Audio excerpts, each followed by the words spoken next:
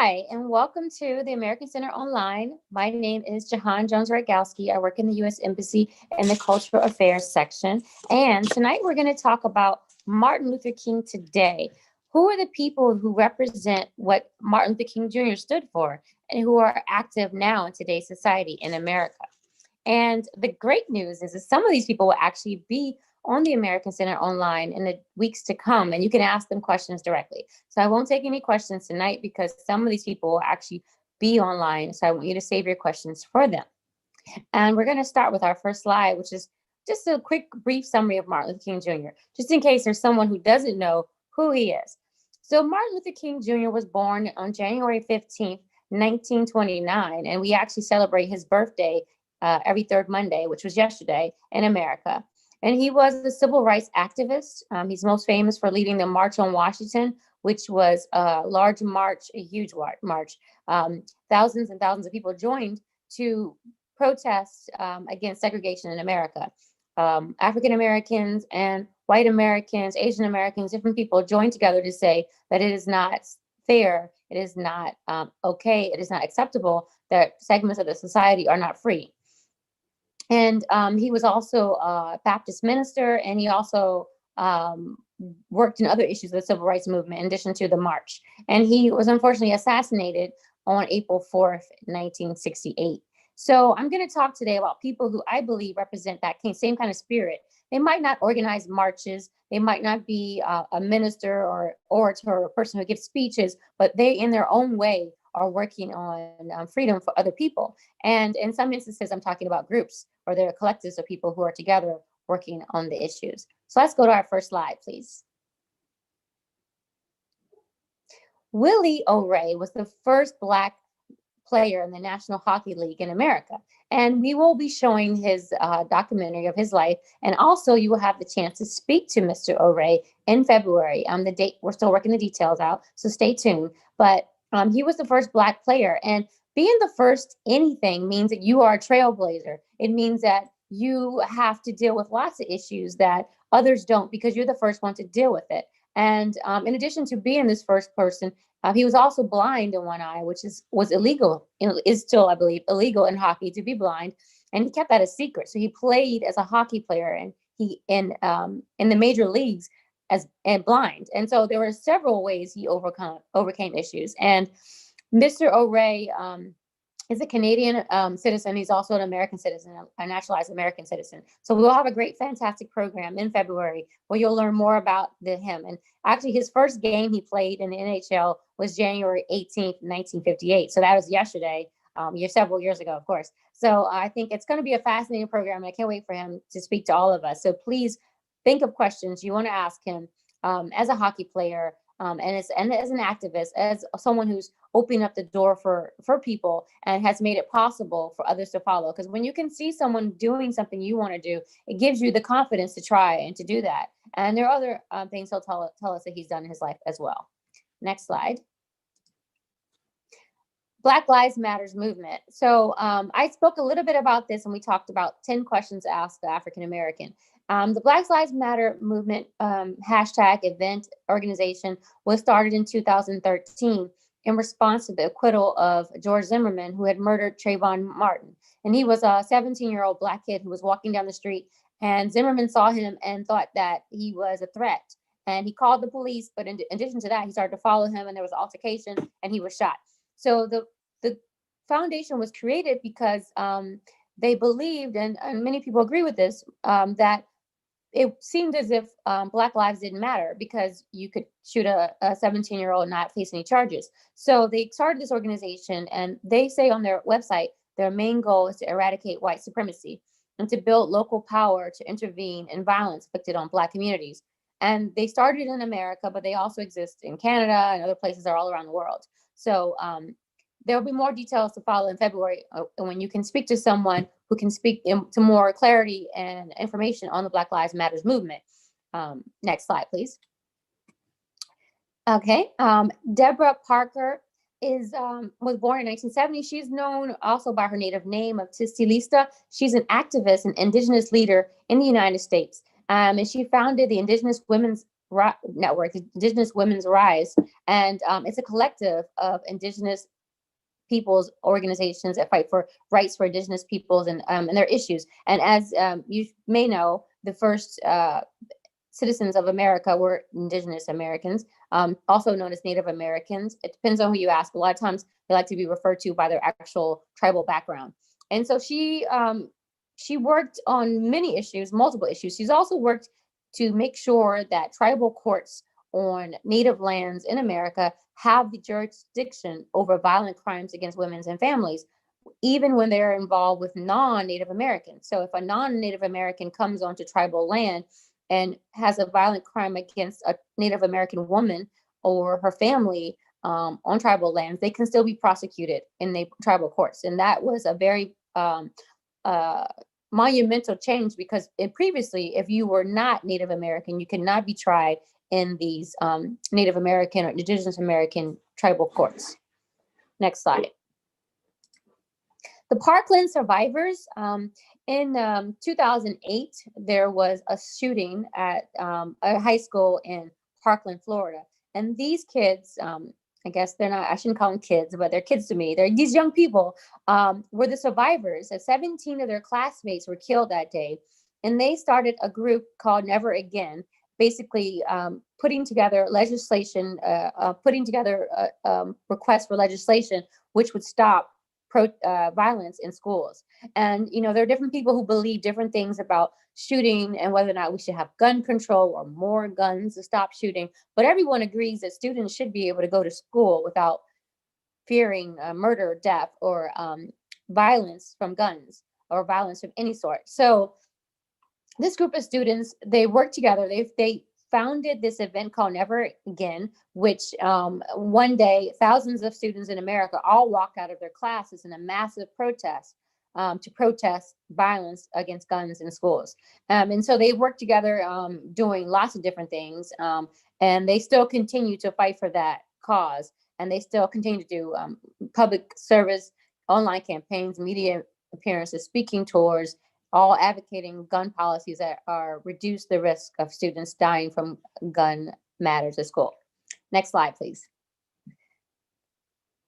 Jamie Margolin is a climate activist. She's also very young. She began when she was 14 years old. I think she's 17 or 18 now.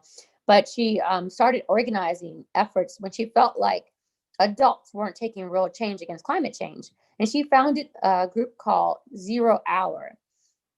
It's a youth-led climate change action group. And they basically, they have 2 conferences a year. And they also meet to come up with climate change things that can affect climate change, marches, summits, demonstrations. They work with people trying to get action against climate change, to get action to stop climate change and to reduce the effects of climate change. Next slide, please. Misty Copeland. Again, Misty Copeland's a first. I put her on this list because she's the first African-American female principal dancer with a prestigious ballet company, and she's with the American Ballet Theater.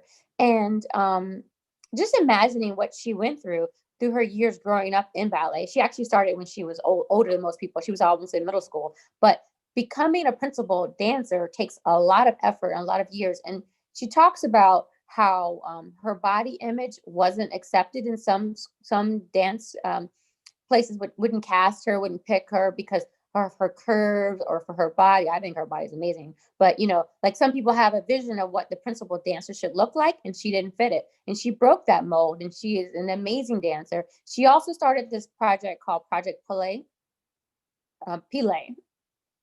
Wait. Yes, I just forgot the term for ballet when you do the squat.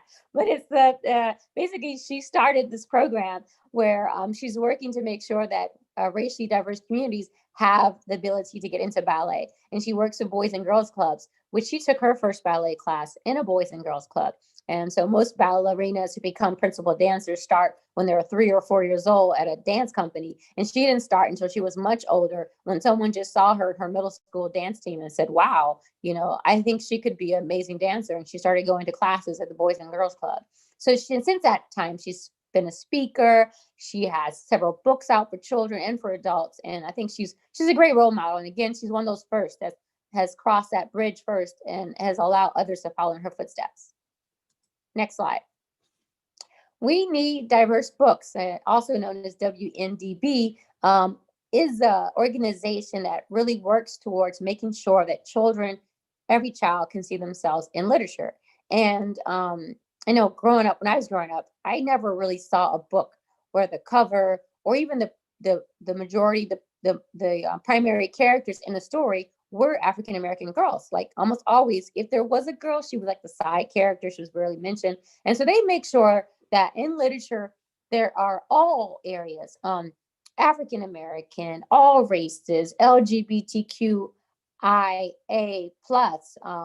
people with disabilities, all ethnic groups, backgrounds, religious minorities, all these different groups. You should be able to, if you're a child from any of those areas or a child interested in any of those areas, knowing more about, different cultures, you should be able to go into a library or a bookstore and find a book, at least one, if not multiple books, that shows a story with that person on it. And not just, an African American who plays basketball, not just a Native American or Indigenous American, Pocahontas, or during Thanksgiving time, not just a person who's fighting for rights in their area, but, everyone needs to be on the cover. Like a book about a kid who's a magician, a book about a kid who's fighting, who's playing on the basketball team or any sport, or winning the day, or the first kiss, or whatever it is. That story that you want to read about should be from a diverse community, should not just be one type of person you can read about. And also, so they have done scholarships. They work with journalists. They work to make sure the stories are out when there's an amazing book that people know about it. They work with librarians and booksellers. They work with students. They work with publishers and agents to make sure that they're also looking for diverse authors for books. And also there's this movement called Own Voices that started on the same vein, that sometimes you have diversity in literature, but it's not written from someone from that background. So the idea is, if there's going to be a story about a transgender athlete, there's going to be a story about a kid who's running for student council who's in a wheelchair, then that should be told by someone who went to high school in a wheelchair. That should be told by someone who faced those kind of situations, who can write that story from their own background, and not necessarily written by someone who didn't come from that community and who just did some research. Of course, everyone should try to make diverse characters. And, if you've done the research, maybe that could be one of your characters. But the idea is usually the person who has that own voice can write a truer narrative, and that story should be featured. So we shouldn't necessarily take away from that person's ability to tell their own story. So we will have someone to talk about the We Need Diverse Books initiative later. Next slide. Stephen Goldstein is an LGBTQ activist in America. There are many, just like this whole list is not exhaustive. This is not complete. I could talk for days about people in America and around the world, of course, who are fighting for ending discrimination, fighting for the rights of different people, fighting for equality. So this is just one person. Mr. Goldstein, Stephen Goldstein, he started the Garden State Equality, which is an initiative in New Jersey to educate and to advance the rights of lesbian, gay, bisexual, and transgender people, including the rights to marriage. So, there are different opinions and ideas, but most people agree that everyone should be treated fairly and equal. And that is something that Stephen has worked on throughout his life. Next slide. Daniel White, he will be with us in the coming weeks. He advocates for more diversity in the outdoors. I think we all think about diverse workplaces and diversity in schools and how it's important not to be mistreated. But do we think about making sure that all kids, all people of all colors, all backgrounds, all abilities can get outside, can go hiking, can go bicycling, can freely go for a run? So he's also known as the Black Appalachian. He hiked the Appalachian Trail in America, which is 2,160 miles. It goes through 14 states, and he got this nickname. And so he's going to be talking to us soon about this. He also biked the Underground Railroad path from America to Canada, and he's working on building a homestead for at-risk youth in Maine. So he's got a lot to talk to us about. So I can't wait for you to ask him your questions and talk about, his life and what he's doing to help get people outside and making sure it's an equal outside for all of us. Next slide. There are lots of people in America who are very rich and who help people out, but no one has been helping people for as long as Bill and Melinda Gates. And spoiler alert, I do not have them lined up to talk to us. I will send them some emails and we'll see what happens, but there's a good chance that they are very busy and won't be able to. But you can go to their website, www.gatesfoundation.org, and you can find out what they're doing all around the world. I have a quote here from Melinda Gates. I think it's pretty it speaks to what they do.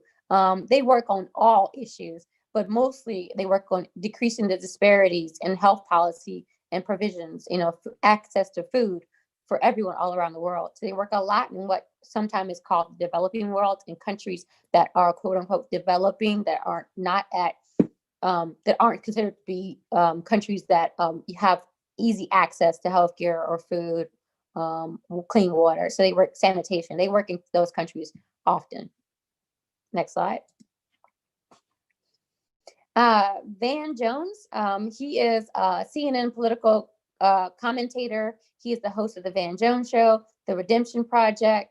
He's a longtime activist. He's worked on several issues, including environmental kind of reform, activism, prison reform, and making sure that that everyone, prisoners do also reserve rights, and that people don't go back to prison after they've gotten out of prison. He's worked on reform and having policies in place that help people get adjusted to society and find pathways to success and don't end up in prison again, because sometimes situations are presented and structures are in place which make it very easy for someone to go back to prison, and they don't find the help they need when they get out of prison to actually live a life to the utmost of their abilities, which they would like to.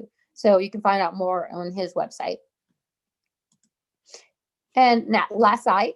My last but not least slide is about lots of different organizations, private companies have always had an interest in diversity. Also within the US government, there's always been an interest in diversity and inclusion. But in the last couple of years, all around the US, there have been councils and committees. There have been people who have been hired to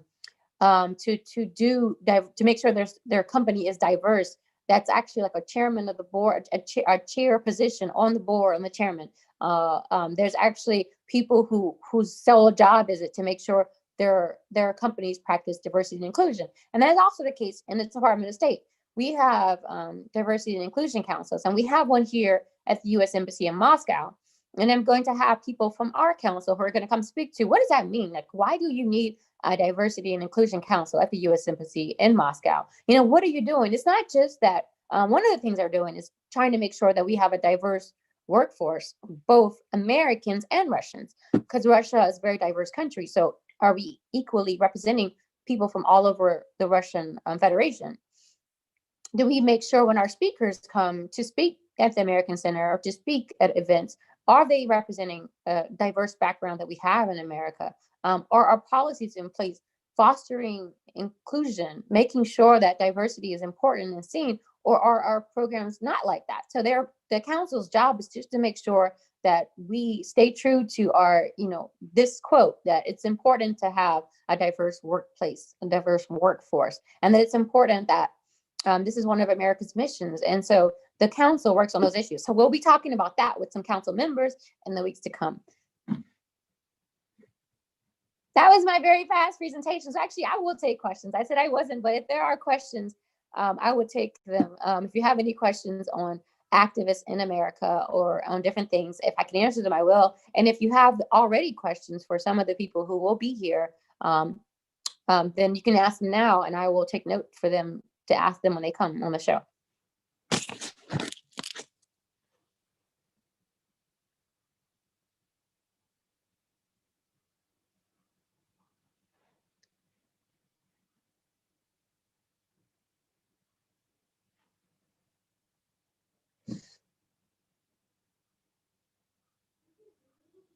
Okay, I just received a question about Martin Luther King Jr.'s early childhood and teenage years and how he rose to the position that he did. Okay, so you're gonna have to be testing the knowledge that I acquired from a kid growing up in America I can talk about John Lewis if you have questions about John Lewis. I wrote a book about him. Martin Luther King Jr., I will speak to him based on the knowledge that I have from a child. So I know that his father was a pastor, and so that definitely helped him.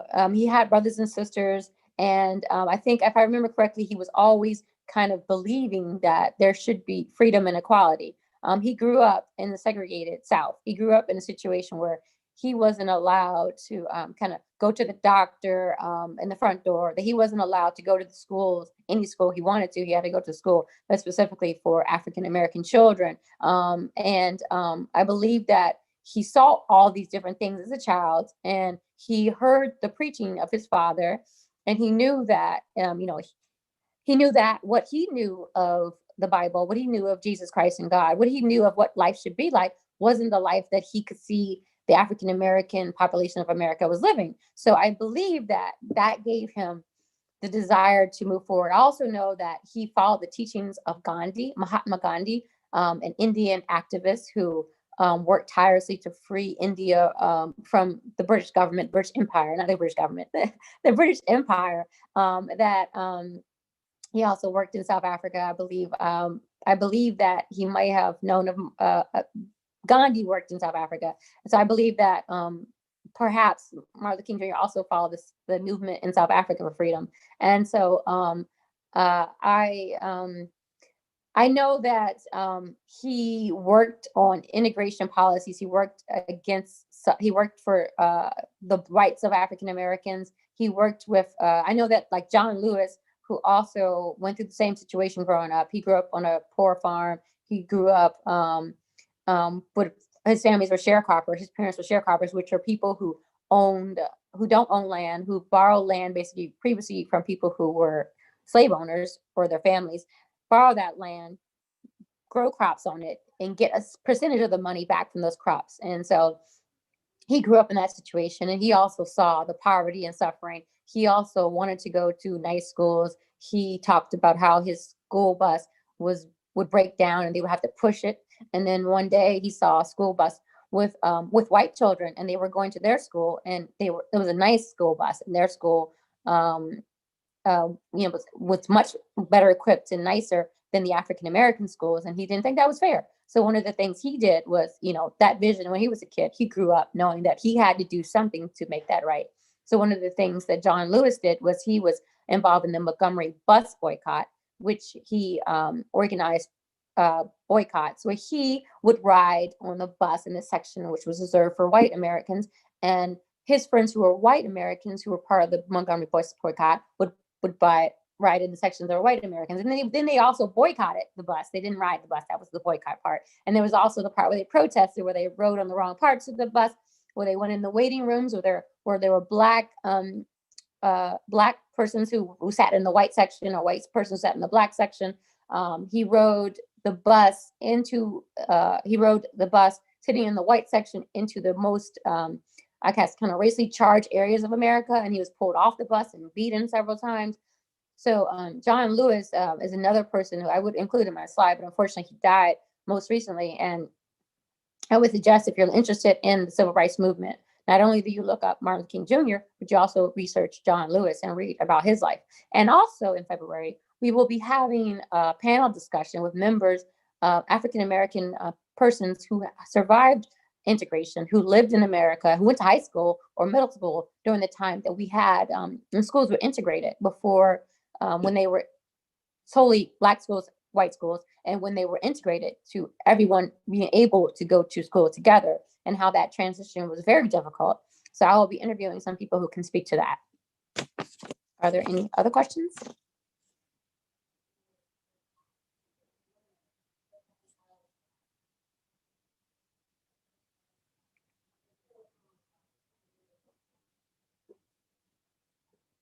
Well, thank you for joining us tonight.